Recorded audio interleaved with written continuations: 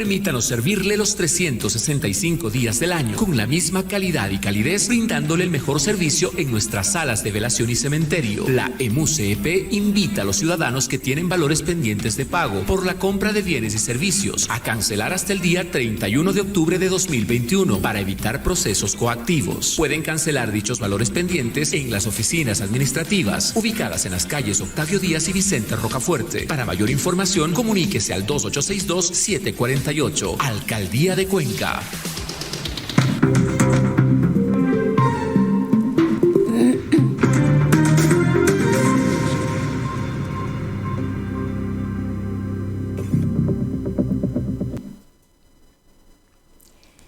¿Qué tal, amigos? Muy buenos días, bienvenidos, bienvenidas. Les saluda Rosana Encalada y estamos nuevamente un domingo más en este programa Voces de la Ciudad, que ahora lo retransmitimos por el portal Voces Azuayas.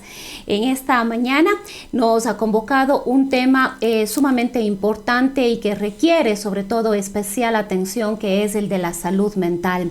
A medida que los países han ido aplicando medidas para restringir los movimientos con el fin de reducir el número de infecciones provocadas por el virus de la COVID-19, cada vez más las personas hemos ido radicalmente cambiando nuestras rutinas cotidianas.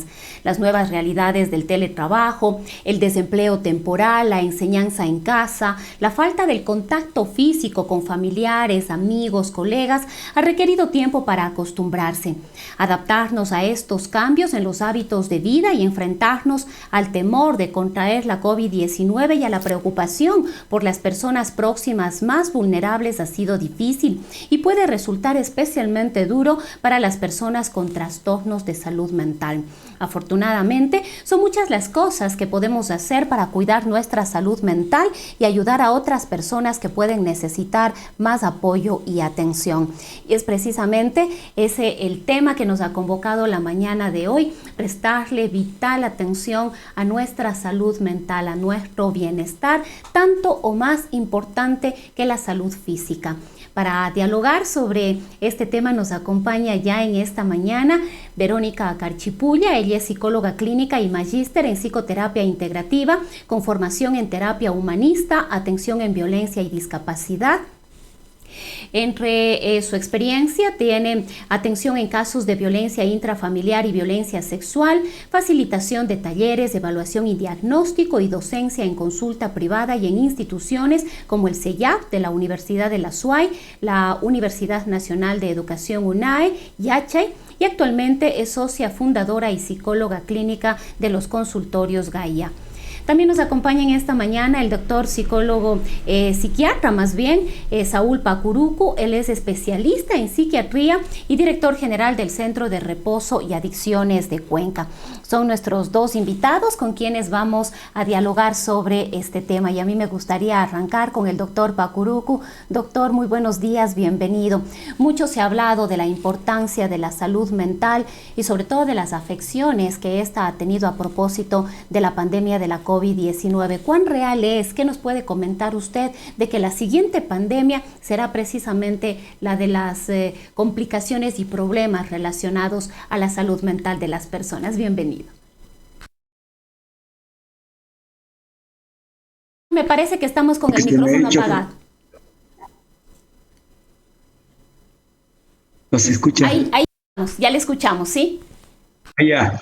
Bueno, muchas gracias por la invitación que se me ha hecho para participar en este importante foro. Gracias, pues, y buenos días a todos los que están presentes y a la distinguida audiencia de esta emisora y de este programa. Para empezar, pues, debo decirle que realmente la pandemia nos cambió la vida, y nos cambió la vida en varios sentidos. Nos cambió la vida en el aspecto laboral, en el aspecto económico, en el aspecto de las relaciones interpersonales, en el aspecto educativo y, por supuesto, por eso estamos aquí, en el aspecto sanitario. Y no solamente de la salud física, sino de la salud mental. Realmente los problemas que se han dado producidos por afectaciones de la salud mental están vinculados con situaciones, agravamiento de situaciones preexistentes con aparición de nuevos problemas vinculados a la ansiedad y la depresión, con problemas en las relaciones interpersonales, la irritabilidad, la violencia doméstica, entre otras cosas, y los problemas que en conjunto se reúnen sí pueden ser considerados como una pandemia. Algunos aparecieron al principio y otros van apareciendo a medida que pase el tiempo, meses o inclusive años después, como ha ocurrido en todas las otras catástrofes. Uno de los principales problemas que ocurre a largo plazo, a mediano o a largo plazo, es precisamente el problema relacionado con la depresión.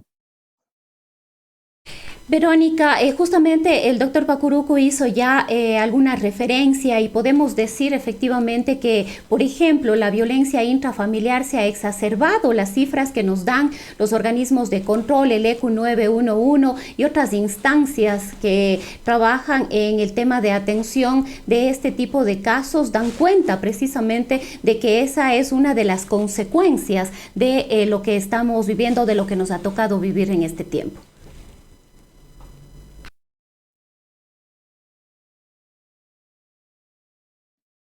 Verónica, si nos acompañas. Sí, estamos tal vez con el micrófono apagado. Perdón, sí, ahí sí creo que se me escucha. Perfecto. Bueno, primeramente, buenos días, muchas gracias por la invitación, a ti, a la distinguida audiencia también.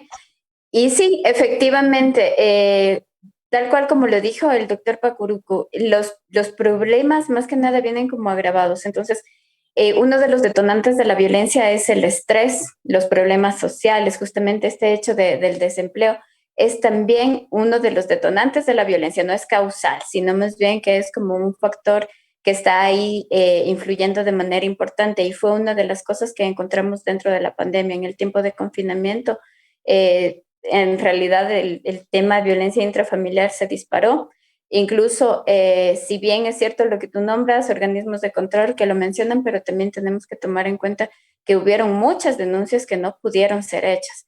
Entonces, es en realidad la cifra mayor a lo que en realidad sucede.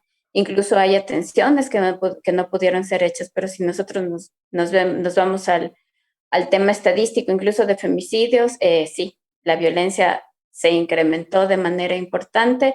Y actualmente la podemos ver, se disparó bastante el tema del corte que hay en el poder pedir ayuda, el estrés que aumenta, los problemas sociales que existen, el no saber manejar las situaciones de dificultad, las situaciones estresantes y bueno, en sí todo esto agrava los temas de violencia bastante. Efectivamente, doctor Pacuruku, continuando con este diálogo, y decíamos en la introducción que prestarle atención a nuestra salud mental es tanto o más importante inclusive que prestarle atención a nuestra salud física, y quizás no lo vemos. La gran mayoría de la sociedad todavía no ha visto la necesidad de acudir a un profesional o de pedir ayuda. Todavía hay algunos prejuicios respecto de pedir ayuda en este caso cuando hablamos de salud mental, considerando además que muchos problemas físicos o muchas enfermedades quizás son una respuesta a problemas emocionales que estamos enfrentando. De ahí valdría la pena hacer una lectura y un análisis de cuál es la realidad de la situación mental aquí en Cuenca. Ustedes desde el centro, ya nos comentará también Verónica desde el centro en el que ella trabaja, cuáles son estas situaciones. Usted nos hablaba de que el mayor número de casos vienen probablemente de depresión, de ansiedad, de estrés. Sin embargo, todavía la gente no se arriesga. Si tenemos un dolor físico de algo, inmediatamente acudimos al médico. Si tenemos alguna reacción física, inmediatamente acudimos al médico. Pero esto no ocurre cuando no nos sentimos bien, cuando emocionalmente no estamos bien, y a veces pensamos ya pasará, es cuestión del momento, pero en realidad no identificamos, no evidenciamos esa necesidad. Bien, pues usted tiene toda la razón. Los problemas de salud mental son tan numerosos y tan graves como aquellos problemas relacionados con la salud física. Lamentablemente, ni los gobiernos, ni los estados, ni las poblaciones nuestras han tomado en cuenta esta situación para poder poner, diríamos así, primero en una cuestión de tipo asistencial y peor aún, una cuestión de tipo preventivo. Nosotros hemos sufrido una serie de problemas, tanto laborales como institucionales, a nivel del CRA, y ahora estamos aceptando una enorme población de personas con problemas relacionados con esto, básicamente ansiedad, básicamente depresión y todos aquellos problemas que se derivan de esta situación. Consideramos nosotros que existe o que debe existir un mejor nivel de instrucción de educación sanitaria. Y esta es la razón por la cual en el CRA desde hace algunos meses, ya más de un año, más de años, nosotros tenemos los días sábados a las 10 de la mañana un programa dedicado a la comunidad, a mejorar el nivel sanitario en salud mental de toda nuestra población. Entonces, esta es, diríamos, una de las respuestas a los problemas que se han dado. Pero la situación, pues, realmente es lamentable porque mucha gente acude cuando es demasiado tarde. Si un problema de salud mental se trata adecuadamente, se trata a tiempo, probablemente vamos a evitar la cronicidad del problema, vamos a evitar las complicaciones. Solamente para dar un dato, una de las más graves complicaciones de la depresión es el suicidio.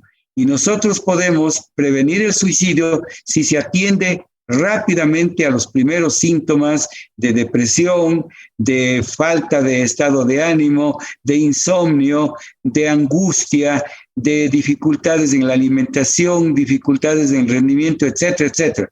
Esa es la cuestión. Y ya se conoció desde hace mucho tiempo, desde hace algunos años, y se venía diciendo que la depresión es el segundo factor causante de discapacidad en el mundo y que para el año 2020 esta llegaría a ser el primero. Yo creo que con mucho ha sobrepasado todas las expectativas que se tenían con respecto a la capacidad de producir alteraciones y trastornos y sobre todo discapacidad por parte de la depresión.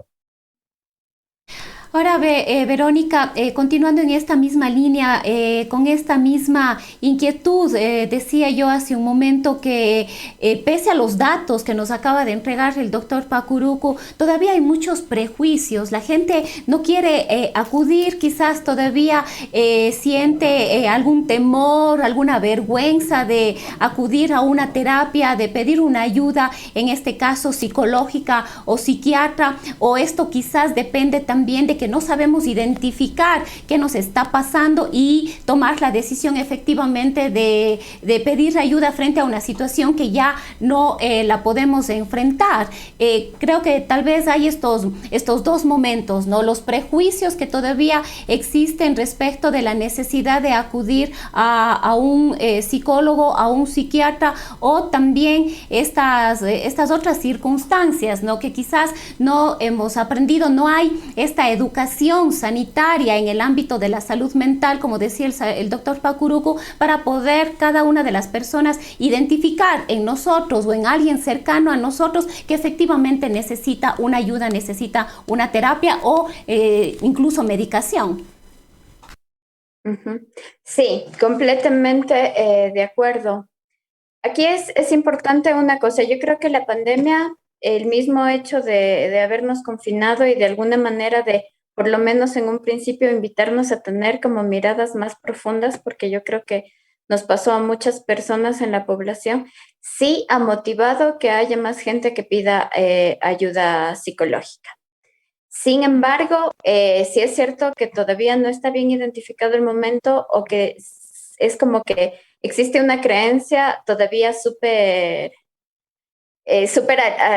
cercana a la medicina, que como que quiero una pastillita y quiero que se solucionen las cosas. Cuando sé que es un proceso, entonces ya es como voy una vez, voy dos veces, pero no siempre termino el proceso. Sin embargo, de manera personal, y conozco también de algunos otros espacios, sí hay más asistencia que antes. No es como como que todo mundo puede identificar las necesidades que tienen, ni en uno mismo ni en los demás, pero sí creo que se han ido dando pasos, que se han ido dando mayor importancia a la salud mental en distintos contextos. O sea, tanto en la sintomatología que pudo haber generado el mismo hecho de tener el miedo de enfermarme, de probablemente haberme enfermado, que también venía mucha sintomatología cercana a ansiedad o ansiedad mismo, la depresión que menciona, pero también el hecho de poder identificar, tenía este problema que hace mucho tiempo no lo había afrontado y parece que este es el momento porque ya no estoy pudiendo. Eso yo siento que ha pasado muchísimo.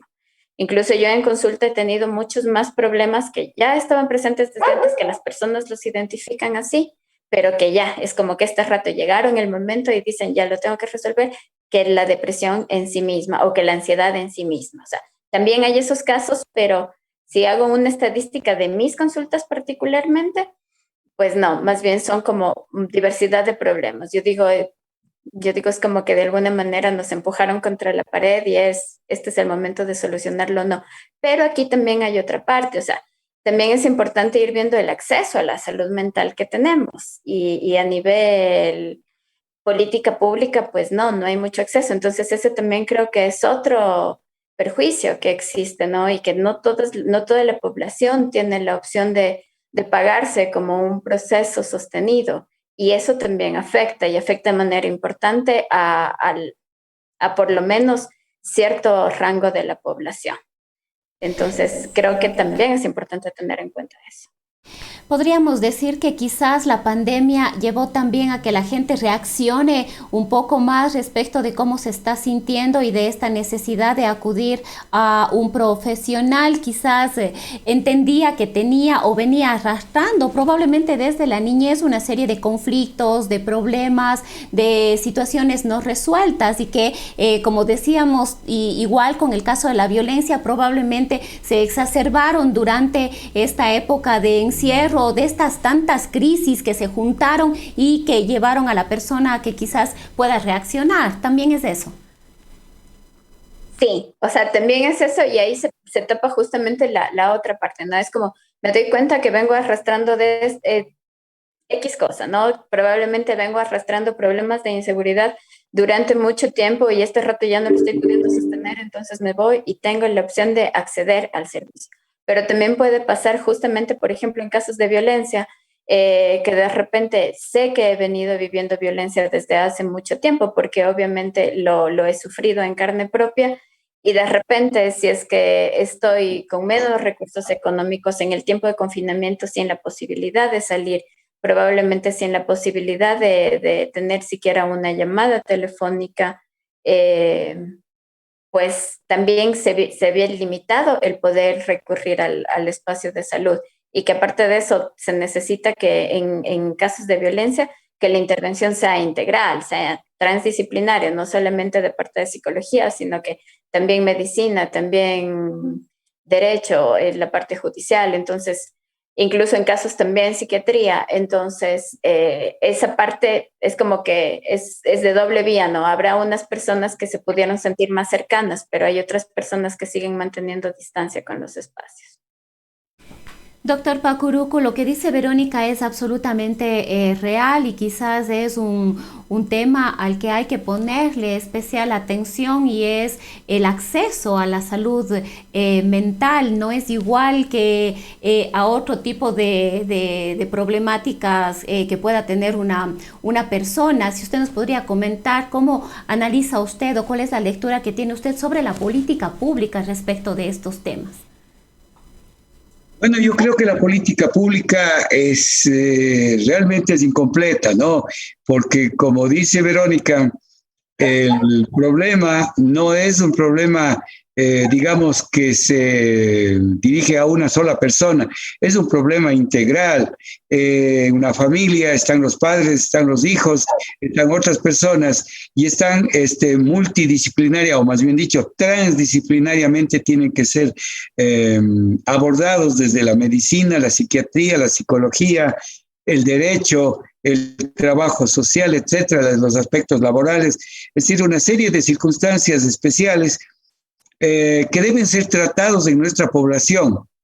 estamos acostumbrados en nuestras poblaciones a que la voz varonil sea la voz que lleva digamos, pues la dirección del hogar, por ejemplo, o de las decisiones principales, cuando sabemos actualmente que el varón es menos capaz de tomar decisiones, tiene menos capacidad de planeación y es menos resistente a los problemas tanto físicos como emocionales y mentales. Entonces, esta es una situación que hemos venido manteniendo de forma equivocada y no puede seguir con el conocimiento de todos. Yo no creo que hay que minimizar a nadie, pero hay que más bien dar las verdaderas, la importancia a todo el que realmente la tiene. Además, doctor, deberíamos considerar que cuando una persona enfrenta una situación de salud mental, cualquiera que ésta sea, probablemente no le involucra únicamente a esa persona, sino le involucra a todo su entorno cercano, quizás a su espacio laboral, a su espacio familiar sobre todo, ¿no? Los distintos lugares en los cuales se desenvuelve. Entonces, cuando hablamos de que esta persona tiene que acudir a una terapia y que además tiene que ser atendida con esta mirada integral a la que ustedes manifiestan, probablemente tienen que acudir también otras personas, tiene que acudir la familia, tiene que acudir la pareja, los padres o los hijos, dependiendo del caso. Por supuesto que sí, así tiene que ser. Y a veces la familia extendida. Nosotros tenemos un tipo de familia que últimamente creo que va disminuyendo, pero la familia extendida que implica los abuelos generalmente, los tíos y otras personas que son miembros importantes de la comunidad. Nosotros a lo largo del tiempo hemos visto y hemos comprobado que los problemas de las personas, de los seres humanos, de los adultos, no son problemas que se inician en el momento en que se produce alguna situación. Ya es más probable que una persona presente una depresión si es que ha tenido, por decir algún maltrato en la infancia, un trauma en la infancia, un acoso físico, sexual, emocional, etc. Entonces el maltrato es una de las cosas muy importantes. Y generalmente se deja pasar, sobre todo porque a veces no se investiga en el pasado. Nosotros hemos incorporado en nuestra historia clínica obligatoriamente a todos los pacientes que llegan para la consulta ambulatoria o para la hospitalización un capítulo que se refiere al maltrato, que viene desde la primera infancia y que muchas veces ha sido olvidado y que permanece en el subconsciente o está en los olvidos y que determina a veces cierto tipo de comportamientos que son inexplicables a la luz de las situaciones de los acontecimientos del presente.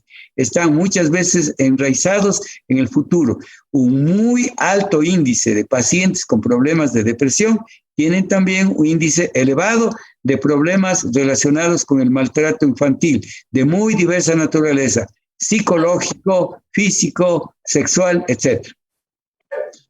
Mónica, quizás es importante identificar también cuál es la población más vulnerable a sufrir problemas de salud mental. ¿Son las mujeres, son los hombres, son los adolescentes, son las personas de la tercera edad? ¿Cuál es la población más vulnerable? ¿Somos las mujeres en realidad más vulnerables? Bueno, yo creo que no. Yo pienso que, la situación es la siguiente. Si nosotros revisamos las estadísticas, encontramos que más mujeres que hombres han sido atendidos en los servicios de salud mental. Y esto no es necesariamente debido a que las mujeres son más vulnerables. Por supuesto que sí existen los ciclos biológicos de la mujer, la composición social de nuestro medio, la estructura laboral, la situación económica hace que las mujeres tengan un mayor riesgo de padecer problemas.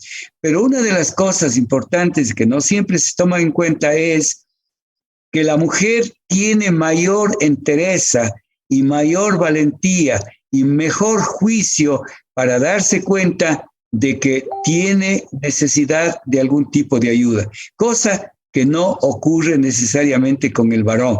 El varón, pues quizás hasta el último, hasta cuando ya no hay cómo, recién en ese momento se da cuenta de que a lo mejor necesita algún tipo de ayuda y a veces ni en esa circunstancia. Entonces, esta es la situación por la cual las estadísticas nos hacen ver las cosas de una manera diferente a la realidad. Sí, Verónica, en esta misma línea, lo que dice el doctor Pacuruco, quizás las mujeres somos más valientes para tomar la decisión de acudir a un espacio en el que podamos recibir la ayuda necesaria y que nos permita tener una vida mejor, una calidad de vida mejor, sobre todo en el ámbito emocional. Es decir, es importante que las personas, hombres y mujeres, empecemos también a tomar decisiones respecto de aquello.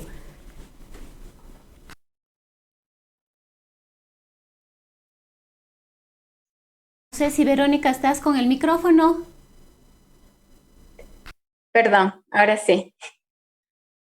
Sí, justamente sí es importante ir viendo, incluso también no creería que específicamente como mujeres seamos más vulnerables, más bien creo que en distintas etiologías seremos más las mujeres y en otros casos serán más los hombres. Por ejemplo, en el mismo caso de depresión, las mujeres se deprimen con más frecuencia o nos deprimimos con más frecuencia, sin embargo son los hombres los que mayores intentos de suicidio tienen.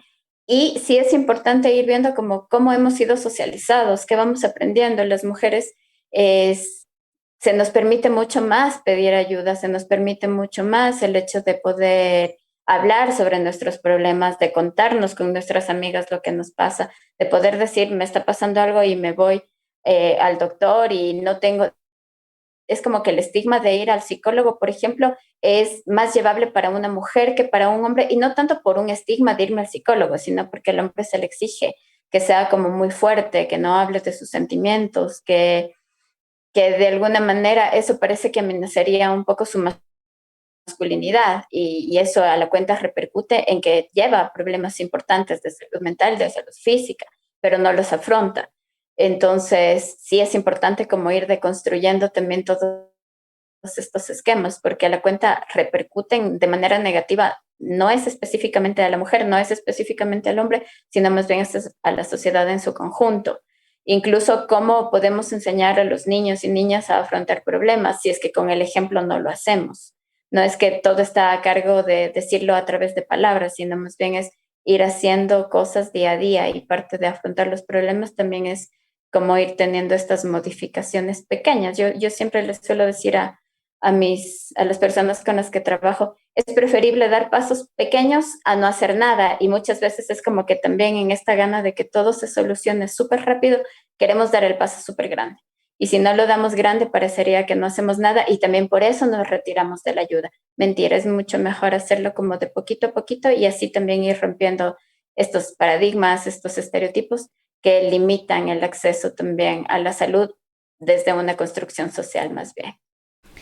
Ahora también es importante que las personas conozcamos, podamos conocer en qué momento debemos pedir ayuda. Quizás, como decíamos desde el inicio del programa, Vero, que no sabemos en qué momento pedir y a veces creemos que es algo pasajero, algo que va ya a que fue el detonante que me quedé sin trabajo y por eso probablemente estoy mal, me siento mal, pero ya va a pasar. Y yo he escuchado a muchas personas que personalmente yo no soy experta, ustedes lo son, pero uno dice, esta persona necesita ayuda, pero las personas no toman esa decisión. Entonces quizás importante identificar los síntomas, es decir, para las personas que nos están escuchando, decirles en qué momento se debe solicitar esta ayuda y se debe acudir a un profesional para evitar lo que ya decía el doctor Pacuruco, ¿no? Lo importante además es prevenir la depresión, es tratar la depresión a tiempo para poder prevenir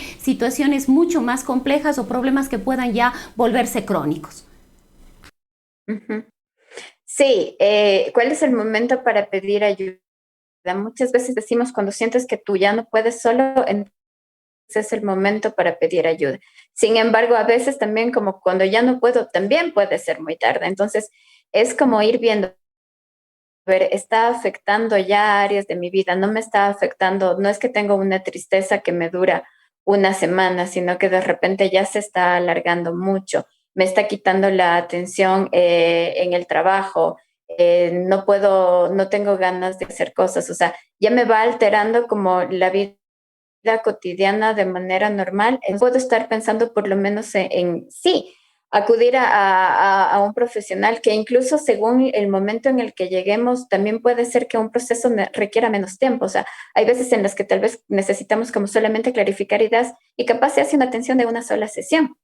Y eso ya nos ayuda porque nos ayuda a identificar de muchas mejor maneras las cosas y a saber qué me está pasando y a reconocer mis propias herramientas.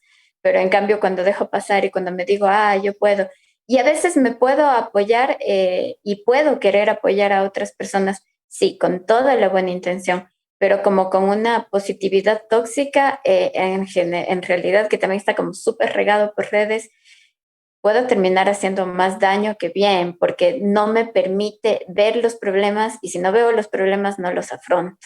Y me miento, reprimo. Entonces se van haciendo como más grandes simplemente y va a llegar un en el que de una u otra forma van a explotar.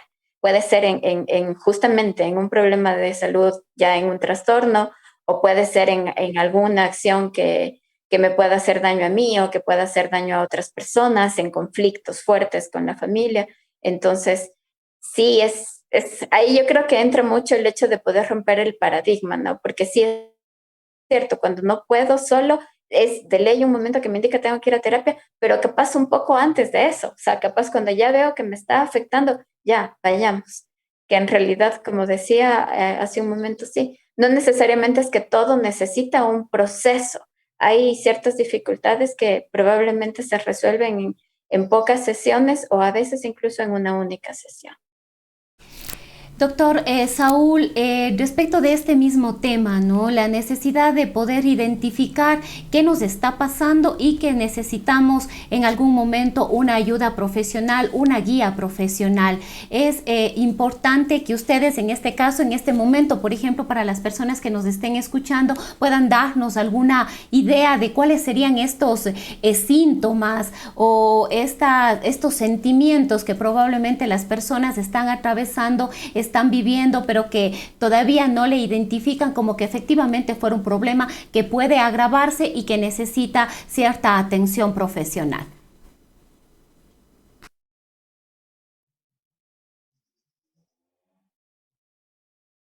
Si el doctor Saúl está con el micrófono, tal vez lo apagamos.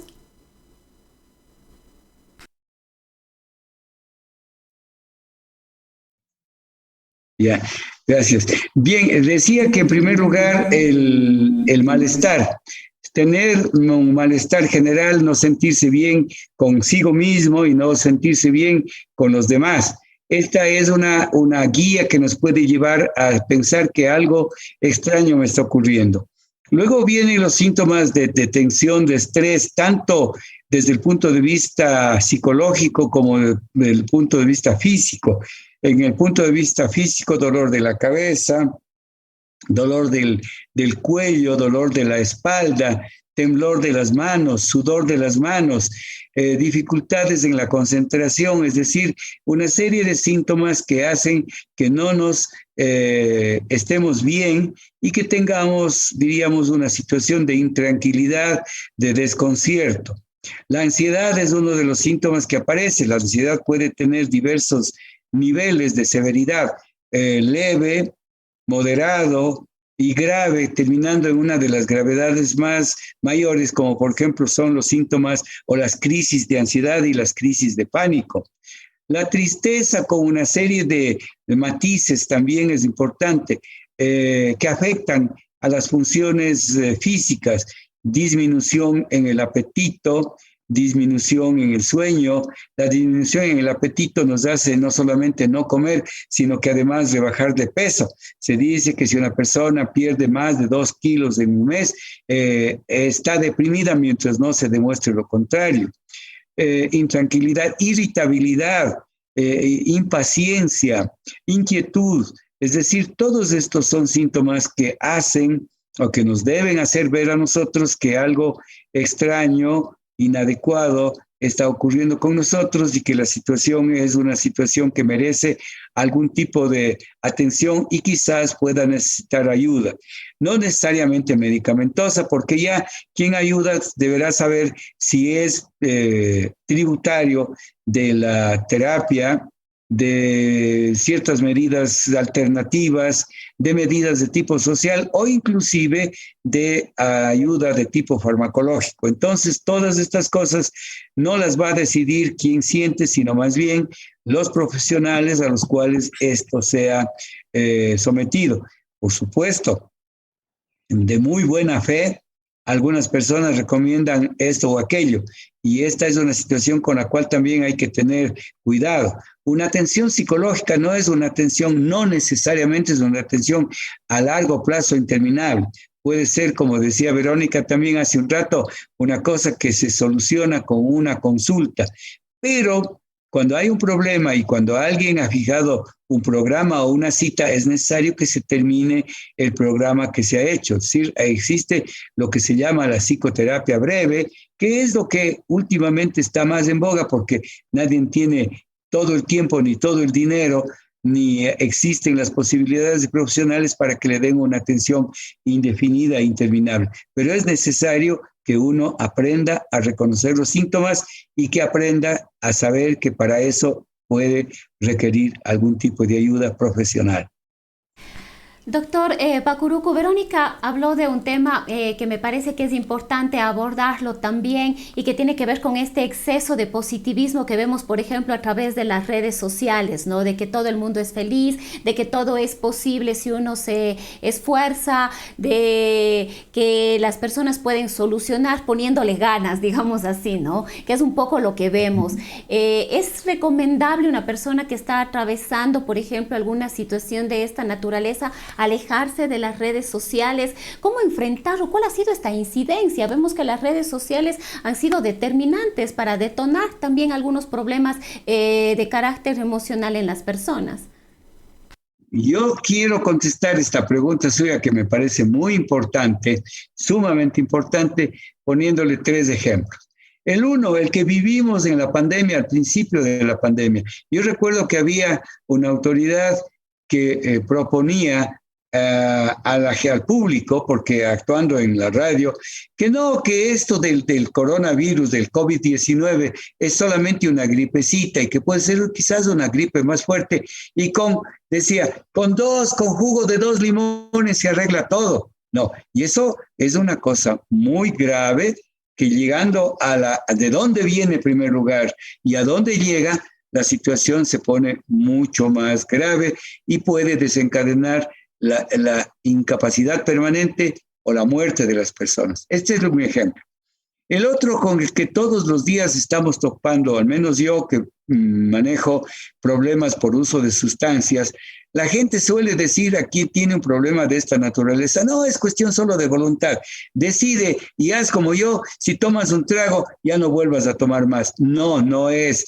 Yo siempre les digo a mis pacientes y a su familia, la voluntad es soluble en alcohol, por lo tanto no tenemos que poner la voluntad frente al alcohol porque va a desaparecer.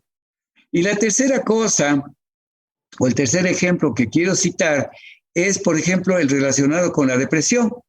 Con respecto a la depresión, nosotros solemos decir a nuestros, bueno, no nosotros, los amigos, los boticarios, las comadres, en la calle, los vecinos, no, pues si es cuestión de voluntad nomás, eche las cosas, es cuestión mental, simplemente concéntrese en otra cosa y verá qué le pasa. Y eso es uno de los peores consejos que se les dan.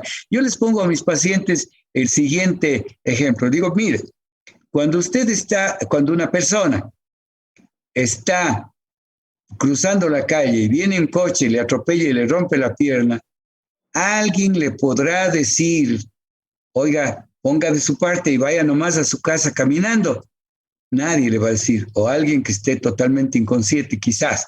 Pero así como no podemos decir eso a una persona que ha sufrido un accidente físico con fractura de una de sus extremidades, eso mismo es lo que no debemos decir a los pacientes que están deprimidos porque necesitan una ayuda muy específica, apoyo psicológico y probablemente va a necesitar medicación para salir de esa situación en la que ha caído, no por su voluntad, sino porque, digamos, pues se concurren una serie de situaciones como causa de ese problema.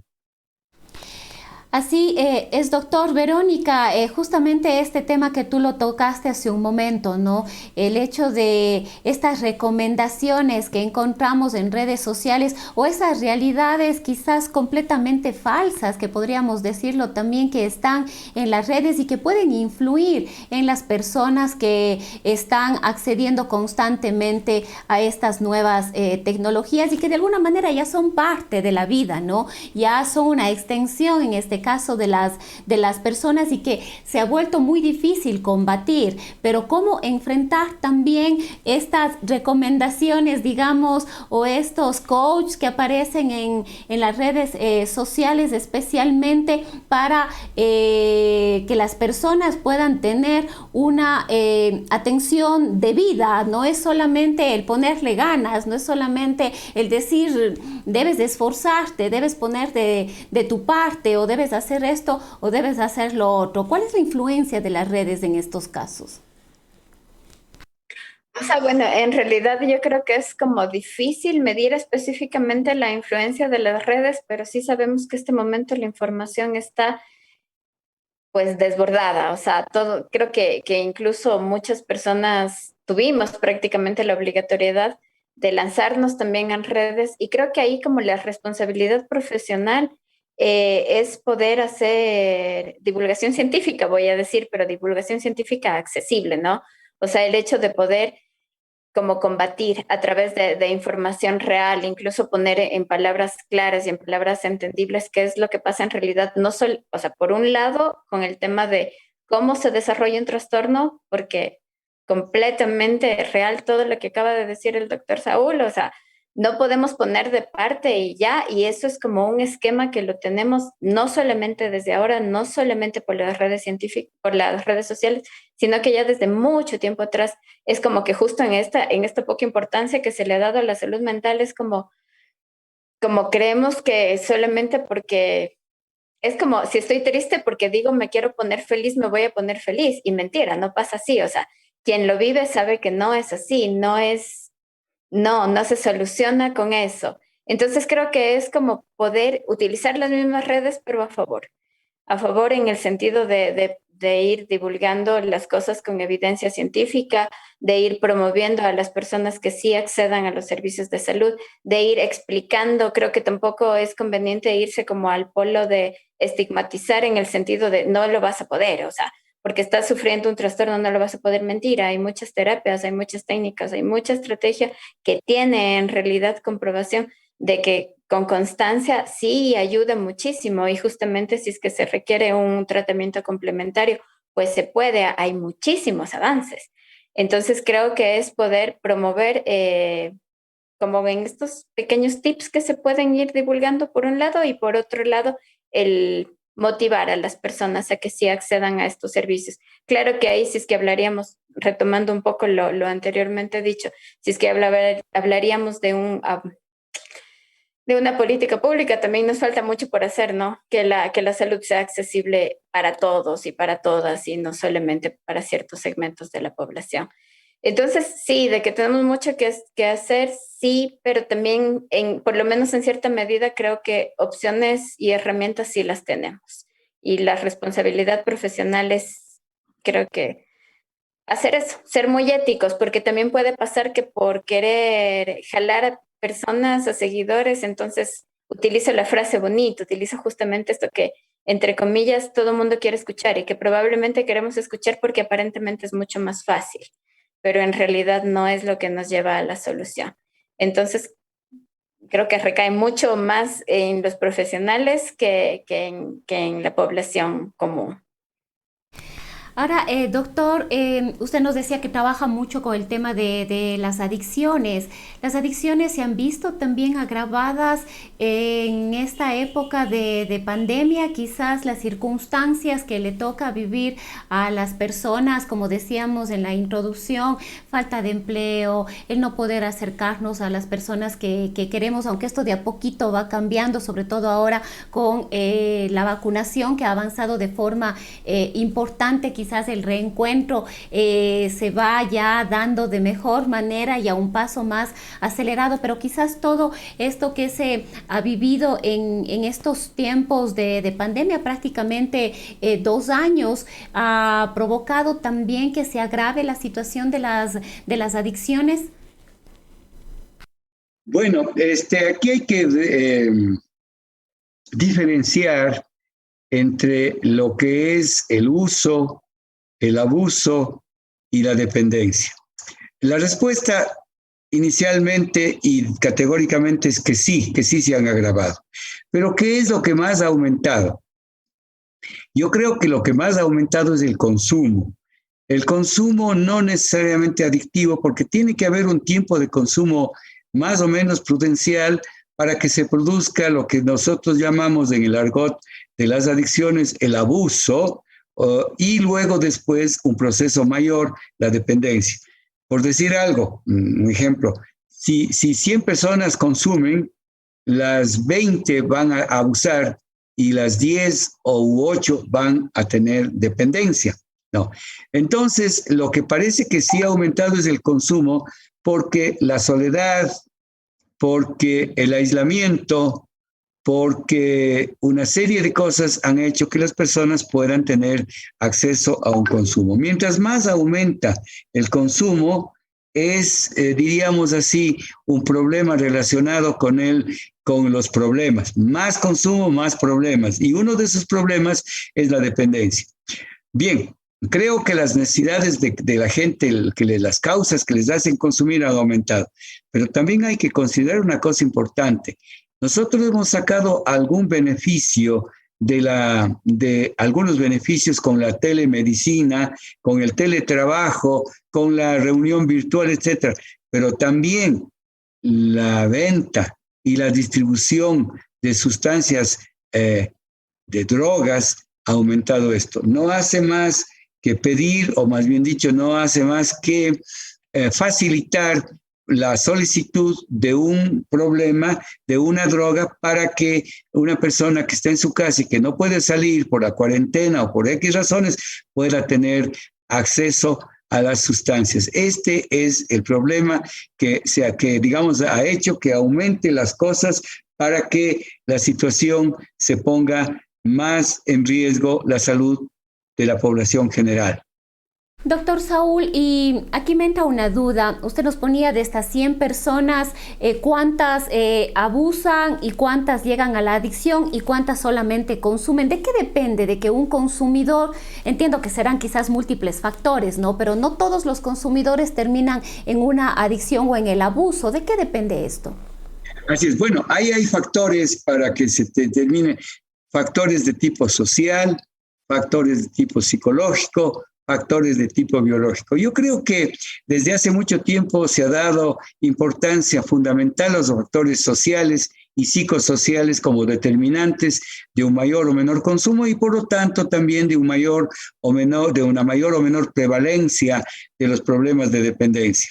Pero también hay factores físicos de metabolismo. Por ejemplo, uno de los factores del metabolismo humano es las mujeres. Las mujeres tienen una menor tolerancia a las bebidas alcohólicas, igual que tienen, por ejemplo, las poblaciones de raza amarilla, los japoneses, los chinos, aunque ellos también tienen problemas de esa naturaleza, pero la situación ha hecho que digamos que tengan una menor resistencia, y eso hace que las tasas de dependencia del alcohol, por ejemplo, sean menores. Este es un factor de tipo biológico. Y otro es los factores hereditarios, los factores genéticos, que no son los más importantes, pero que existen y no debemos soslayarles, no debemos dejar de tomarlos en cuenta. Verónica, ¿has podido observar tú también cuál ha sido la relación entre la pandemia y quizás las adicciones? Efectivamente ha sido un detonante que ha provocado que personas empiecen a consumir algún tipo de sustancia o alcohol, digamos que es lo más cercano o lo más accesible que tenemos. ¿Y cuáles serían en este caso las probabilidades de que una persona que arrancó, digamos, con el consumo por las razones que ya pudo exponer el doctor Pacurupcu, continúen ya luego de esta pandemia y que sea un problema post pandemia, digamos, que continúe después ya de haber superado este momento?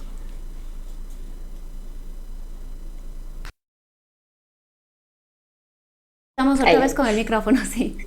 Sí, ya. No, yo podría decir que más bien en mi experiencia de atenciones, yo creería que estaría atendiendo en todo caso a las personas que quizá han empezado a consumir o han incrementado un poco su consumo. Generalmente, justo lo que comentaba hace un momento, ¿no? Es como que más he tenido personas que ya venían con problemas desde antes y que ahora han identificado. Entonces, quizá ¿qué ha pasado? Que de repente cuando no puedo manejar alguna situación, sobre todo elijo fumar. Probablemente incluso más que tomar, porque si es que de repente puedo controlar como ciertas situaciones, no puedo salir tampoco este momento mucho, ni a fiestas, ni a espacios donde pueda tener un consumo social siquiera, o capaz sí en la casa, así como tener específicamente en atención personas que puedan ir detonando en un agravante más bien muy pocas. Sí he tenido, pero muy pocas. Más bien yo creería que son las que de repente antes no fumaban y empezaron a fumar y lo hacen como una forma de sobrepasar la ansiedad. Entonces incluso es como, ahora me siento todas las tardes incluso a fumar y a tomar agua. O sea, es como son así como ciertos comentarios que se puede escuchar, o sea, de repente sí lo escogen hacer, pero también sí puede pasar que cuando van justamente ya asistiendo a terapia y van aprendiendo a manejar no solo la sintomatología ansiosa, sino la causa de la ansiedad, entonces también van dejando esos hábitos. Yo creo, en mi experiencia son pocos los casos. Claro, yo trabajo más con área emocional, con específicamente dificultades emocionales, entonces no recibo mucho tema de adicciones. Y bueno, quizás cuando pensamos en adicciones, pensamos en el alcohol, en las drogas, pero quizás hay otras experiencias. Se me ocurre pensar de gente que va al gimnasio, por ejemplo, ¿no? Y es una forma de sacar todo lo que tiene y está horas y horas en el gimnasio o sale a correr, y hay otro tipo de actividades más allá de fumar o de las cosas que a menudo las identificamos como parte de una adicción, ¿no? Pero hay otras actividades que las personas empiezan a tener, y quizás podría ser en esta época de encierro que, entre comillas, puedo decir, nos hicimos adictos a las computadoras, a las tablets, a los celulares, a las redes sociales. Sí, efectivamente sí, a redes sociales, eso sí es muchísimo, y eso sí en poblaciones de distintas edades y claro, en distintos contextos también, o sea, en el hecho de que de repente estoy estudiando, odio estar frente a la computadora, que tengo que estar en clase 8 horas, pero en cambio me paso en el celular ese mismo tiempo y hasta más, justamente en redes sociales, que es como súper fácil irse por ese lado, bastante, más bien en ese sentido bastante, personas que evitan también el hecho de es como el típico, estoy procrastinando y sí, estoy procrastinando porque me estoy yendo justamente en la atención de redes sociales muchísimo, que se abren unas nuevas aplicaciones, que ya empiezan a hacer los videos y que de alguna manera parecería que son como los recursos que tuvieron sobre todo en el momento del confinamiento, pero que justamente ya fueron generando este comportamiento de tal manera que ya a este momento tenemos bastantes más opciones, ya estamos prácticamente pudiendo hacer todo lo que hacíamos antes y sin embargo sí han seguido, sí han continuado con estas dificultades. Sí pasa también que con modificaciones específicas, así como con implementación de nuevos comportamientos en el que se puede ir rehabituando, lo pueden ir dejando, pero en otros casos es como un poco más complicado. Y yo creo que en este sentido también otra de las dependencias comunes que sí se ha presentado es justamente las dependencias emocionales. Esas también, que bueno, no es un tema de la pandemia, es peri y post pandemia, ese sí, bastante, ¿no?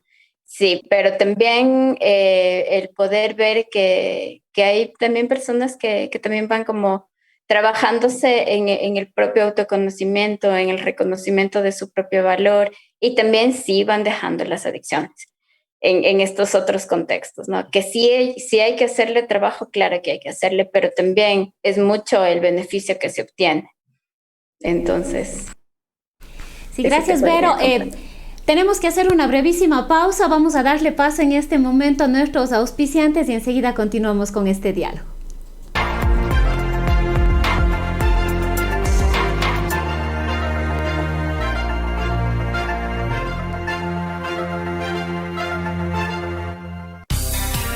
Permítanos servirle los 365 días del año con la misma calidad y calidez, brindándole el mejor servicio en nuestras salas de velación y cementerio. La EMUCEP invita a los ciudadanos que tienen valores pendientes de pago por la compra de bienes y servicios a cancelar hasta el día 31 de octubre de 2021 para evitar procesos coactivos. Pueden cancelar dichos valores pendientes en las oficinas administrativas ubicadas en las calles Octavio Díaz y Vicente Rocafuerte. Para mayor información, comuníquese al 2862-748.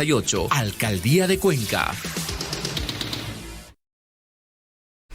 Y estamos de vuelta con este diálogo. Yo quisiera continuar con el doctor Saúl y quizás una de las poblaciones a la que menos le hemos prestado atención en esta época de pandemia quizás han sido los niños, las niñas, los adolescentes, quizás porque creemos que son más adaptables, no les hemos prestado mucha atención sobre los efectos que ha tenido también este encierro en los chicos, el hecho de estar solo en casa. Muchos ya no solo no fueron a la escuela, sino dejaron de ir a sus otras actividades extracurriculares, quizás hacían música, quizás hacían deportes, quizás estudiaban otros idiomas, estar también, como decíamos hace un momento, muchas horas frente al computador, horas de clase y aparte las horas que le dedican a los juegos y quizás a ese espacio que les quedaba para estar con los amigos, ya que no podía ser de manera física. ¿Cuáles son los efectos? ¿No hemos evaluado los efectos en los niños?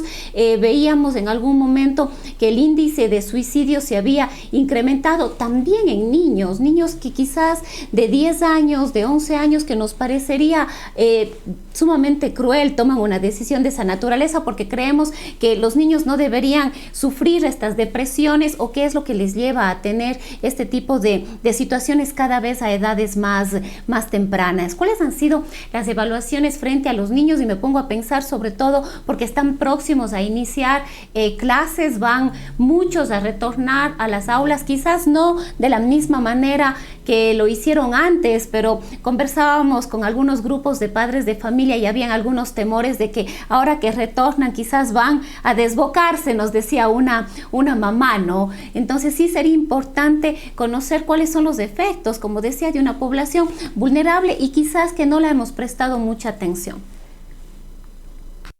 Bien, yo creo que realmente los niños han pasado un poco desapercibidos por su limitada capacidad de protesta y de reclamo, que podría ser uno. Segundo, porque los padres mismos no les han dado la suficiente importancia. Tercero, porque los efectos del aislamiento, de la falta de contacto, han sido pues suficientes como para producirles problemas en ellos mismos. En realidad, pues esto y una serie de otras circunstancias han intervenido para que los niños sean una población que es muy vulnerable, que tenga mayor cantidad de problemas en el sentido de que ha sido afectado también. La población infantil se ha visto limitada en gran parte de la interacción social, de la interacción con sus pares. Han estado sufriendo esto y además de esto, ellos han sufrido el mayor embate de cierto tipo de problemas como la violencia doméstica, que ha sido dirigida en parte contra ellos mismos y en parte en forma indirecta. han tenido mayor oportunidad de estar presentes en las disputas familiares, en las reyertas, inclusive en los problemas protagonizados por las personas mayores de su casa. Han tenido más tiempo para estar en un estrecho espacio y siendo, digamos así, partícipes indirectos de este tipo de sustancias. Inclusive con el mismo uso de sustancias. Los fumadores que fuman dentro de casa, y esto ha aumentado, por supuesto, son capaces de producir los fumadores pasivos. Un fumador pasivo es aquella persona que sin consumir directamente el tabaco o lo que sea fumado, percibe o aspira y se intoxica con esto. Entonces, en este sentido, la situación es una situación bastante grave para las personas que tienen este tipo de problemas y que tienen, diríamos así, obligatoriamente que permanecer en esa instancia un poco inhóspita para ellos insanas, ¿no? Esta es la cuestión. Vero, en esta misma línea respecto de las situaciones de los niños y las niñas, un poco nos preguntamos como padres de familia, ¿cómo identificar si ellos también están atravesando una depresión, si ellos están teniendo otro tipo de problemas? Quizás el nivel de el aprendizaje o a través de cómo estaban respondiendo en la escuela antes podía ser algún indicio de que les estaba ocurriendo algo, pero quizás las circunstancias ahora a través de la teleeducación han sido completamente distintas, ¿no? Más allá de los casos propios de violencia que ya hizo referencia el doctor Pacuruku y que efectivamente han sido las víctimas más vulnerables los niños y las niñas, ¿no? La violencia, como decíamos hace un momento, se exacerbó, creció en esta época y los niños son las principales víctimas. Pero de esa misma manera, ¿cómo evidenciar que un niño la está, digamos, pasando mal, ¿no? Porque quizás les vemos un poco aburridos, les hemos visto un poco ansiosos respecto de estar en la casa, la necesidad de salir, les ha puesto en algún momento de mal humor, pero cuando esto ya ha sobrepasado, digamos, los límites, entre comillas, de lo normal, de lo aceptable. Sí, aquí es importante, sí estoy con el audio, sí. Es importante el hecho de, muchas veces nosotros vemos a nuestros pequeños y les hacemos como un análisis súper adulto, entonces queremos que ellos respondan como responde un adulto. A veces incluso de niños muy pequeños, que hay un montón de palabras que no conocen y esperamos que actúen como adultos, entonces sí es importante ir identificando. En los niños la irritabilidad es bastante frecuente, incluso muchas veces los niños expresan la tristeza más bien a través de ponerse irritables, de ponerse mal genios y no tanto específicamente de llorar como probablemente lo podría hacer una mujer adulta, ¿no? Porque un hombre adulto tampoco socialmente se le ha permitido. Lloran. Entonces, perdón. Los hombres no lloran. Esa creencia tan errada que nos hace tanto daño, ¿no? Entonces, aislamiento, irritabilidad, también si se le ve justamente como cambios en su comportamiento, de repente antes hacía, incluso el mismo hecho de que antes socializaba más, la sociabilización en este momento está súper limitada en ellos y también ha sido un problema bastante importante, incluso porque afecta a su desarrollo normal, ¿no? O sea, la socialización prácticamente este momento, entre comillas, se hace, bueno, no tan entre comillas, sí se hace a través de la virtualidad, pero en cambio no es el mismo tipo de socialización que teníamos antes. Entonces, el hecho de que puedan estar como muy absortos también en las tablets, en los celulares, que no quieran de repente, sí se dan este espacio de compartir con la familia y ellos ya no quieren salir a compartir y siguen como en su propio mundo, sí son indicadores que nos hacen que tenemos sí o sí necesariamente que tomar en cuenta para poder motivar a ellos también que pidan ayuda, que puedan incluso poder expresar lo que sienten, porque a veces también pasa que como padres tampoco sabemos cómo motivarles a que nos expresen lo que sienten, que de repente nos están diciendo algo y les podemos responder como ya no le tomes en cuenta o estás exagerando o justamente el pon de tu parte que hace un momento mencionábamos y eso va repercutiendo en que entonces ya no nos cuenten lo que les pasa y empiezan como a aislarse para ellos mismos, a meterse en su propio mundo o con sus compañeros. Entonces hay que estar pendientes de irritabilidad, de aislamiento, de que de repente hay cambios de comportamiento y también justo esta parte de creerles lo que nos dicen.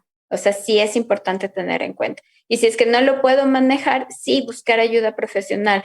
Depende de la edad que nuestro hijo tenga, incluso muchas veces la ayuda profesional va a estar dirigida mucho más al adulto que al niño, porque también nos encontramos con niños muy pequeños que todavía no pueden desarrollar las herramientas que los puede desarrollar probablemente un niño de 7, 8, 13 años. Y ahí el que necesita trabajar básicamente es mamá y papá. O sea, aquí también me he topado muchas veces con que sí hay mucha gente que está queriendo aplicar, por ejemplo, prácticas de crianza positiva, crianza respetuosa. Entonces aquí se trabaja mucho el tema de gestión emocional, pero el adulto no sabe gestionar sus emociones. Entonces, volvemos, o sea, si de repente estoy de mal genio, exploto o solamente finjo que no me pasa nada y voy acumulando, no le enseño tampoco al pequeño a hacerlo. Entonces, cuando él lo está también queriendo hacer, yo no puedo acompañar sus emociones. Lo que llame, o sea, estas cositas que pueden llamar la atención, ya para no ser repetitiva, sí es importante que vayamos viendo que la ayuda que necesitamos y mientras más pronto recurrimos, mejor. Y también aquí hay que tomar en cuenta, por ejemplo, que no solamente contamos con población infantil, población adolescente, población adulta, no, dentro de cada uno de esos rangos también hay personas que tienen dificultades en el aprendizaje, que tienen problemas de hiperactividad, inatención y que este momento pues también tienen menos herramientas, que si de repente en clases presenciales me distraigo, en virtuales es mucho más difícil y obviamente no repercute únicamente en el niño, o sea, repercute en la familia, incluso si es que tienen la posibilidad, habrán madres que probablemente hasta hayan renunciado a su trabajo para poder acompañar al niño, pero que también sí hay centros especializados que justamente pueden brindar las herramientas, por lo menos direccionar de mejor manera cómo se puede apoyar en este tipo de situaciones. Entonces, estar pendiente a las necesidades, no ignorarlas y eso, ya los cambios de comportamiento bastante. Sí se presentan, no importa que estemos así a través de lo virtual, pero sí se presentan. Doctor Pacuruku, ¿cuán importante es para los niños, las niñas, los adolescentes el contacto con sus pares? Conozco casos de niños que están ahorita bordeando los 3, 4 años y quizás han crecido sin la presencia en esta época de otros niños, ¿no? Sino solamente han estado rodeados de adultos y en el caso, por ejemplo, también de los adolescentes, el hecho de no tener ese contacto más cercano. Recordábamos, y creo que todos hemos recordado, por ejemplo, los chicos que se graduaron sin irse a la gira, sin tener sus fiestas de graduación, sin los paseos, que eran parte, digamos, de la vida del adolescente, ¿no? Entonces, un poco nos preguntamos cuán importante es esto y cómo recuperarlo en este nuevo proceso de inicio de clases. Bueno, realmente es de mucha importancia que los niños estén junto con sus pares, pero bien pares. Es decir, un niño de 5 años tiene que estar con niños de 5 años, uno de 10 con los de 10, los de 14 con los de 14.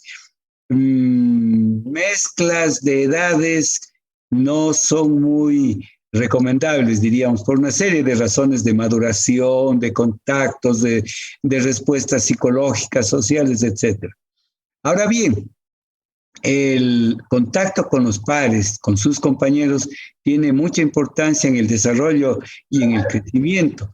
Los niños que se ven privados de esto se ven, diríamos, pues en situaciones difíciles para su desarrollo y para su crecimiento. Se ven privados de una parte muy importante que es la parte lúdica. No es lo mismo que el niño juegue con sus papás o con los mayores, antes que se desenvuelva en sus propios juegos infantiles con las personas de su propia edad. Se dice que una persona debe dividir equitativamente su tiempo para el descanso para el trabajo y para la recreación. Yo creo que los niños se han visto privados, sobre todo en esta última parte. La recreación que ellos han tenido no les ha dado acceso a tener el contacto con los pares, con las personas de su edad, para que se conozcan, para que se entretengan y hasta para que se peleen, ¿no? Esta es una situación importante que quizás responda a su inquietud.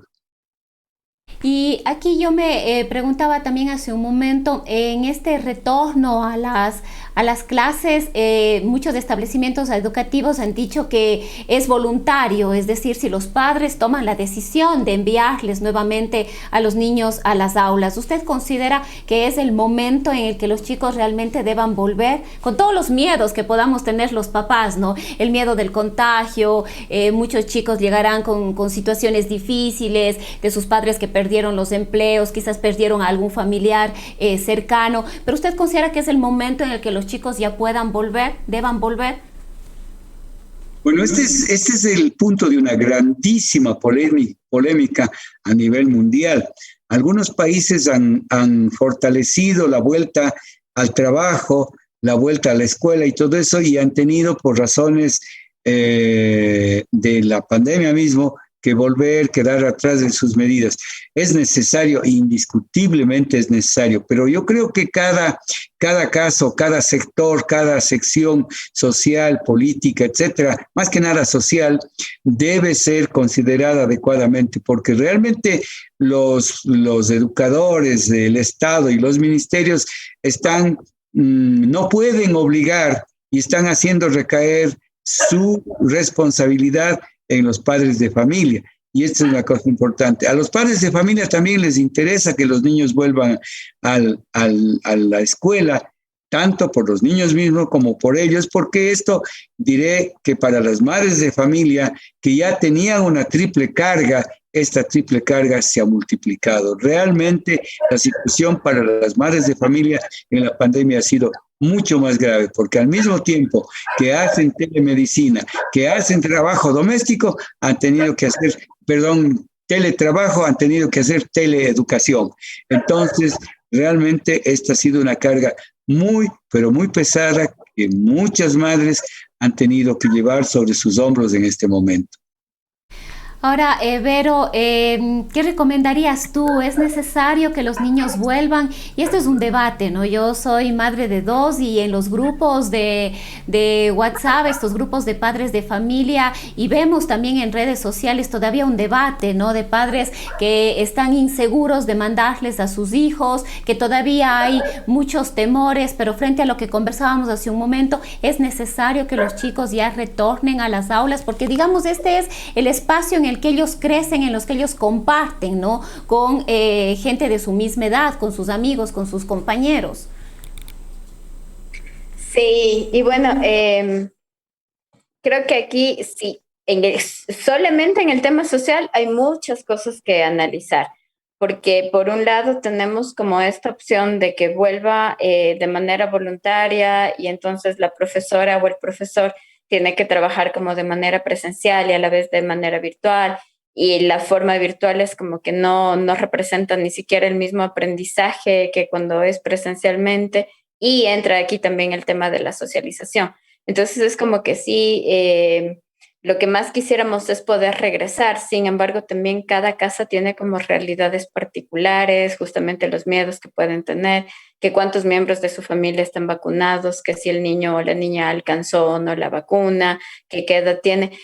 Entonces, de alguna manera es como lo que decía el doctor Saúl, es una decisión que ha sido puesta a los padres, pero que de alguna manera yo creo también que al ponerle a ella también se respeta como los criterios que dentro de cada familia se puedan recomendar. Hay niños que sí o sí necesitan regresar. Por ejemplo, un niño con déficit de atención, para mí sería importantísimo que retorne a un espacio, pero ojalá y este espacio también cumpla no solamente con los protocolos de bioseguridad, sino que aparte de eso pudiera tener, ojalá, el personal pudiendo suplir sus necesidades, ¿no? Porque probablemente nos encontramos con un profesor que no puede suplirle tanto a él porque también está haciendo a la par doble trabajo, que es el presencial y el virtual. Entonces son ahí deudas estatales que de alguna manera nos quedan. Y es como bastante complejo el tema. Yo sí creo que ciertas familias sí es importante que los niños retornen definitivamente a las clases presenciales. O sea, quizá lo ideal, que no sé si es que cae incluso en lo tópico, sería como, pero ya debimos haberlo hecho. O sea, como sociedad ya debimos habernos preparado a tener un plan que sea ejecutable en este momento. O sea, no sé si trabajar en grupos más pequeños, en distintos horarios, en distintos días, porque creo que el simple hecho de que en el momento en el que llegó la pandemia pasamos todo lo físico a lo virtual, ahí ya cometimos un error. La virtualidad tenía que haber sido llevada de distinta manera. Entonces, claro, es como que este momento solamente estamos haciendo lo mismo, pero ahí ni siquiera exploramos mucho como las estrategias nuevas que teníamos que ir desarrollando.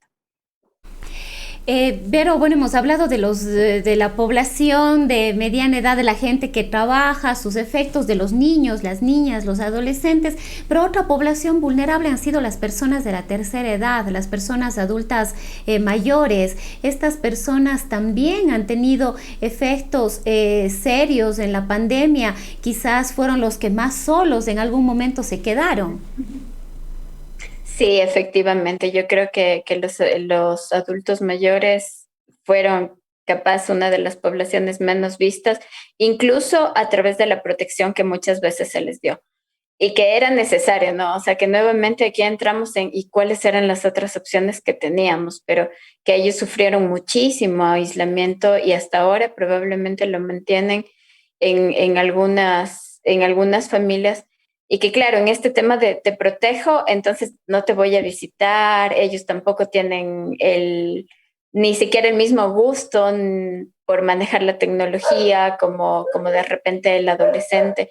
Entonces sí, en ese sentido quedaron bastante solos, bastante abandonados, también tuvieron problemas, también sí se dispararon en ellos bastantes problemas de depresión, de ansiedad, de sentirse solos, incluso quizás si ya tenían alguna situación médica previa, tal vez hasta se agravó justamente en este tema de la soledad.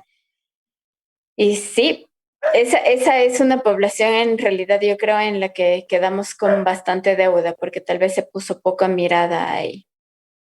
Doctor Saúl, en cuanto a esta población, a las personas adultas mayores, ¿cuáles han sido los efectos? ¿Se ha disparado efectivamente la depresión, quizás al sentirse solos? Empezaron probablemente a sentirse también abandonados y, como decía Verónica, en esta urgencia de los familiares de cuidar a sus adultos mayores, ya no los iban a ver o las visitas eran muy, muy esporádicas, muy alejadas, y esto sin duda alguna de por sí quizás la vida de algunos adultos mayores ya es bastante solitaria y quizás en estos momentos se agravó sin duda alguna con todos estos temores que provocó la COVID-19. Sí, definitivamente. Y la población de adultos mayores ha sido una población desamparada. Fíjese, nosotros estamos ahorita hablando de cómo está la población general del mundo pensando en volver a la normalidad y los niños son una prioridad. Pero si usted no hubiera mencionado, pues nos olvidamos de los adultos mayores. La semana pasada tuve una entrevista con una emisora de la capital y el locutor daba opción a la participación de la comunidad y una señora con lágrimas en los ojos, bueno, llorando, me decía, mire doctor, yo tengo un nieto pequeñito, ahora con la pandemia no le he podido ver, cuando pensé que ya le iba a poder ver, la nuera, la mamá de él, mi nuera se enoja conmigo y ahora ni siquiera me permite que yo le llame al teléfono. Y realmente pues ella estaba llorando desesperadamente por esto, por su soledad, porque no tienen quien le visite y ellas, digamos, y los adultos mayores tampoco están en condiciones de realizar visitas con el pretexto de que la pandemia es un riesgo, de que son adultos mayores y son población de altísimo riesgo, que de hecho lo son, pero que les ha golpeado mucho al grupo etario que está después de los 65 años de edad. Ahora dice que la tercera edad no es a los 65, sino a los 80, lo cual nos alarga la vida. Podemos sentirnos jóvenes más tiempo. ¿Cuáles serían las recomendaciones? ¿Cuáles serían las recomendaciones? Quisiera yo escucharles a ambos, tanto a usted como a Verónica. ¿Cuáles serían ahora las recomendaciones en esta nueva normalidad que me gusta ponerle siempre entre comillas, ¿no? Estamos arrancando quizás el retorno al encuentro, a los trabajos, a las escuelas, pero ¿cuáles serían las recomendaciones en materia de salud mental? Sin duda alguna, creo yo, si me equivoco, ustedes sabrán corregirme, esto va a ayudar a superar algunas situaciones, pero ¿cuáles serían las recomendaciones ahora? No sé si Verónica quiere empezar o le gano yo. No hay problema, sigamos, doctor, está bien. Bien. Bueno, yo creo que es una recomendación para todo el mundo, o sea, hay recomendaciones para todo el mundo diferentes debido a la situación, digamos, pues de grupo etario, debido a la diferencia de grupo social, debido a la diferencia de grupo laboral, etcétera, ¿no? Entonces, esto es lo que tenemos que considerar. Pero para prevenir la salud mental, una de las cosas fundamentales que tenemos que hacer es disminuir la soledad, disminuir el aislamiento. Tenemos que tener acceso más bien dicho, menor acceso a situaciones de tensión, de estrés y de preocupación. Tenemos que aprender a diferenciar lo que son las llamadas fake news, las malas noticias mentirosas, ¿no? Que estas realmente nos han hecho un daño terrible. Un rato de esos en alguna red social manejada por alguna persona desaprensiva aparece una grave amenaza contra todo el mundo, amenaza grave, y este es uno de los problemas que nos ha dañado también bastante a todas las personas. La sensibilidad en las diferentes personas es muy distinta. Los niveles de sensibilidad varían desde muy sensibles a insensibles. Y las personas muy sensibles no deben tener acceso a las noticias desagradables, no deben tener acceso a los problemas que no están comprobados, no deben tener acceso a los problemas y a los conflictos que se están produciendo todos los días. Y esto es una de las cosas que se debe ver. Dicen que el miedo ha matado a más gente que el mismo virus. Y esta es una cosa muy importante. Entonces, esta es una situación en la cual tenemos que hacer. Una de las cosas que se daba a la intemperie, todas las noches en los diferentes parques de nuestra ciudad habían grupos haciendo bailoterapia. Eso ha desaparecido, eso ya no hay. Y eso es una cosa fundamental, ¿no es cierto? Una reunión social que no necesariamente implica desborde, desenfreno, consumo de sustancias, es una cosa muy importante. El ser humano es un ser humano netamente social y se le ha quitado, la pandemia nos ha quitado esta situación. Debemos restablecer. Verónica, ¿cuáles serían las recomendaciones en este momento que estamos viviendo ya luego de 2 años de pandemia?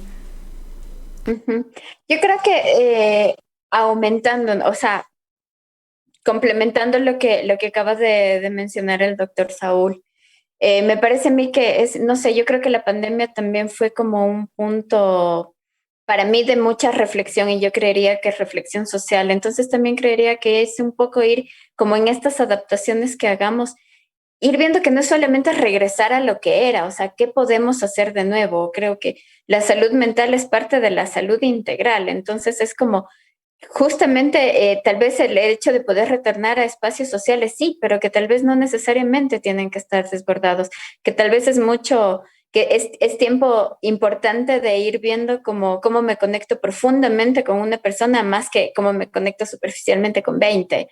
¿Qué cosas puedo preguntar, o sea, para socializar? ¿De qué formas más íntimas puedo socializar, conocer a las personas como son, cuáles son tus intereses, qué afinidades tienes, explorar quizá otros espacios que desde antes de la pandemia no se hacían? O sea, ¿qué tal si es que empezamos a ir a espacios en donde no haya mucha aglomeración, en el sentido de también ir a espacios culturales, espacios artísticos, ir creando yo mismo como lo que de repente pienso que quiero, o sea, de repente me gusta mucho la fotografía, que me creo un pequeño club de fotografía, no sé, creo que hay muchas cosas que podemos hacer, creo que en este momento de crisis es como también ir viendo como, o sea, después de haber pasado esta crisis también ir viendo, o sea, qué oportunidades me deja y que probablemente en su momento no las exploté tampoco porque me moría por regresar a lo que ya fue, que técnicamente tampoco es que podemos específicamente regresar, creo que es aprovechar el camino recorrido y poder ir viendo también estos aspectos, ¿no?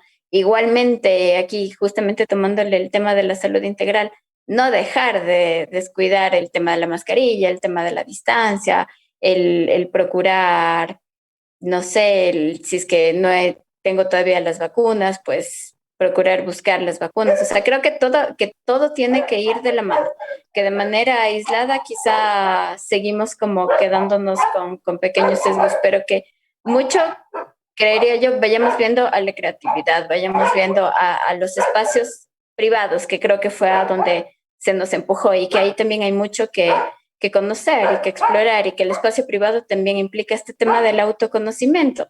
Entonces, el poder también tomar estas oportunidades para, como decía hace un momento, tal vez no necesariamente irme a terapia, pero sí ver si es que lo necesito, obviamente hacerlo, pero también el hecho de ir viendo qué otras alternativas tengo también de desarrollo personal y aprovecharlas. Y eso se puede hacer a cualquier edad, o sea, ya tenemos yoga para niños, hay mucho tema de actividades corporales que también nos ayudan a conocernos. Entonces creo que es como ir retornando a esto, pero retornando también sabiendo que no es que necesito mucho, sino más bien un tema de calidad.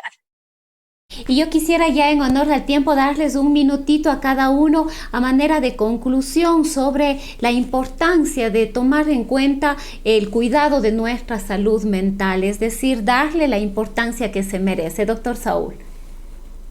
Bien, pues la salud mental es una parte fundamental de la vida y de la salud de todas las personas. En ese sentido, nosotros tendríamos que tomar en cuenta para no sobrecargarnos de actividades, para no sobrecargarnos de estrés, para tener la posibilidad de dividir equitativamente nuestra jornada en el descanso, el trabajo y la recreación. Y una de estas cosas fundamentales es quizás el sueño. Vale la pena descansar por lo menos 7 a 8 horas todas las noches. Vale la pena hacer ejercicio, caminar de 30 a 45 minutos, 3 veces a 5 veces por semana. Vale la pena alimentarnos adecuadamente con una dieta equilibrada, que no tenga exceso de grasas, exceso de azúcares, que mantengamos nuestro peso corporal, no para mantener la línea, sino mantener la salud en términos generales, y que tengamos la posibilidad de controlar también nuestras emociones. Evitar el resentimiento. El resentimiento es uno de los problemas que mata más gente. Aumenta la presión arterial, aumenta la presión, el pulso, aumenta la frecuencia cardíaca, aumenta la frecuencia respiratoria, acelera el envejecimiento, disminuye el juicio y disminuye la inmunidad. Si nosotros aprendemos a mantener esto, a quitar el resentimiento y aprendemos a perdonarnos a nosotros mismos y a los demás, probablemente vamos a tener un buen filón de buena salud mental. Muchísimas gracias, doctor Vero.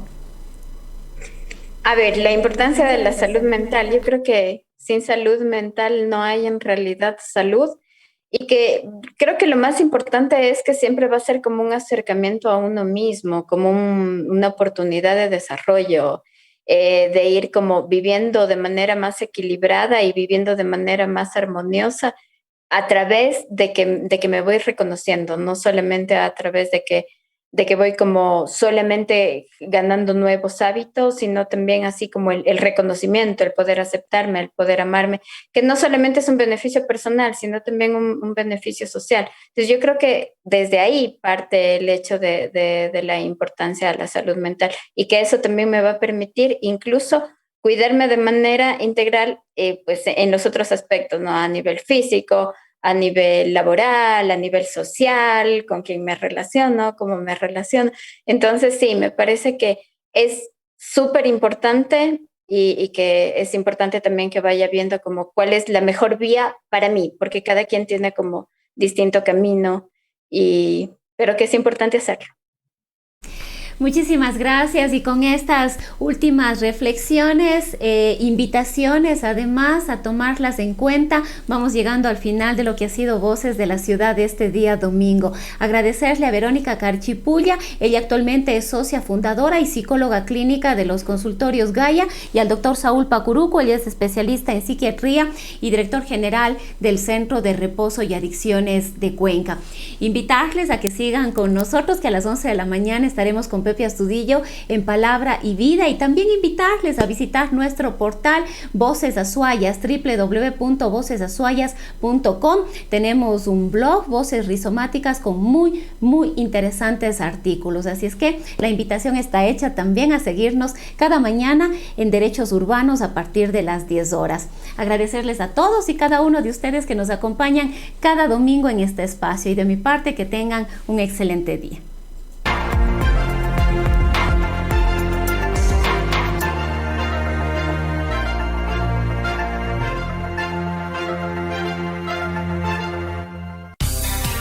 Permítanos servirle los 365 días del año con la misma calidad y calidez, brindándole el mejor servicio en nuestras salas de velación y cementerio. La EMUCEP invita a los ciudadanos que tienen valores pendientes de pago por la compra de bienes y servicios a cancelar hasta el día 31 de octubre de 2021 para evitar procesos coactivos. Pueden cancelar dichos valores pendientes en las oficinas administrativas ubicadas en las calles Octavio Díaz y Vicente Rocafuerte. Para mayor información, comuníquese al 2862-740.